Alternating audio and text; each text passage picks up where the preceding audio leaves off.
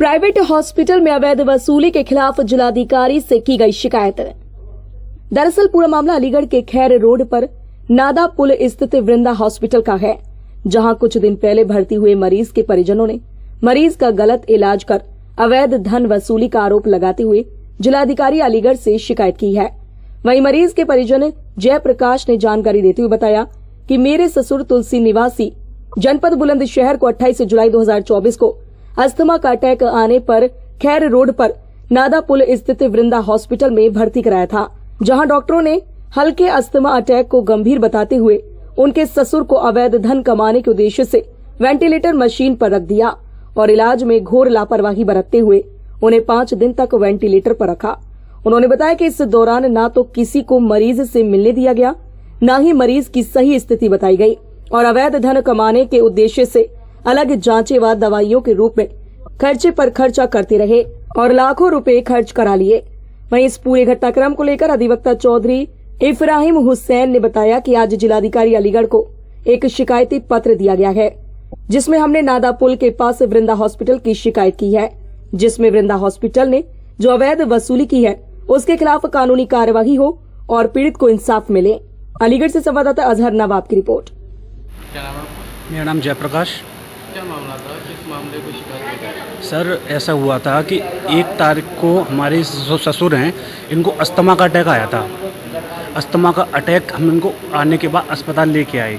जैसे ही हम अस्पताल इनको लेकर पहुंचे, वहां डॉक्टरों ने उनकी सीरियस कंडीशन बताते हुए वेंटिलेटर पर भर्ती किया। वृंदा हॉस्पिटल नादा पुल पे लेकर पहुंचे, सीरियस कंडीशन बताते हुए वेंटिलेटर पर भर्ती किया। वेंटिलेटर पर भर्ती करने के बाद में इन्होंने पहुंचते ही हमसे 10,000 रुपये लिए। उसके बाद तमाम दवाइयाँ हमसे मंगाई, 5-5, 6-6 हज़ार की 2-2, 3-3 बार में दवाई मंगाई हमसे। ठीक है, भर्ती करने के तुरंत 2 घंटे बाद इनको होश आ गया। होश आ गए जब पेशेंट से अपने परिजन जब मिलने गए तो इनको पूरा होश था और ये हमें इशारा भी कर रहे थे कि मुझे ले चलो, मैं ठीक हूँ। लेकिन डॉक्टर हमारी चलने नहीं दी। डॉक्टरों ने बोला कि अगर इनको यहाँ से हटाया गया बिल्कुल भी तो ये बिल्कुल भी नहीं बच पाएंगे वहाँ। फिर हमें तो अपने पेशेंट की जान बचानी थी भाई। हमने डॉक्टरों की बात में हम आगे बहकावे में हमने कहा तुम्हें जो करना है तुम करो, हमें लेकिन हमारे पेशेंट को बचाओ कैसे भी करके। वेंटिलेटर पे भी इनके हाथ पैर बांध के रखा गया इनको। और अच्छा, कितने दिन रखा गया? 5 दिन रखा गया। अच्छा, अब क्या प्रॉब्लम है? अब आपके सामने पेशेंट है, बिल्कुल स्वस्थ हैं बिल्कुल। और जब हमने इनको किस दिन आ गया था? परसों उनको होश तो वेंटिलेटर पर लगने के 2 घंटे बाद ही आ गया था। कितने दिन रहे फिर? 5 दिन वेंटिलेटर पे रहे।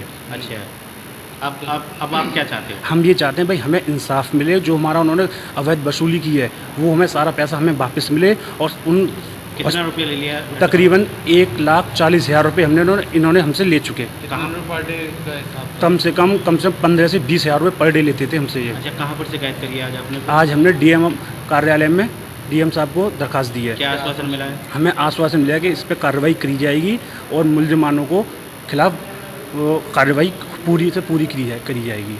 चौधरी इफ्राहिम हुसैन, राष्ट्रीय अध्यक्ष, भारतीय समाज सेवक संगठन अलीगढ़ से।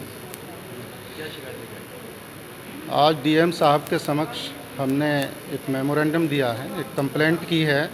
जो वृंदा हॉस्पिटल है नादा पुल के पास अलीगढ़ में, वो वहाँ एक तुलसी नाम के मरीज़ एडमिट हुए और उन्हें वेंटिलेटर की ज़रूरत थी उस टाइम पे, लेकिन 1-2 घंटे बाद में ही वो स्वस्थ हो गए।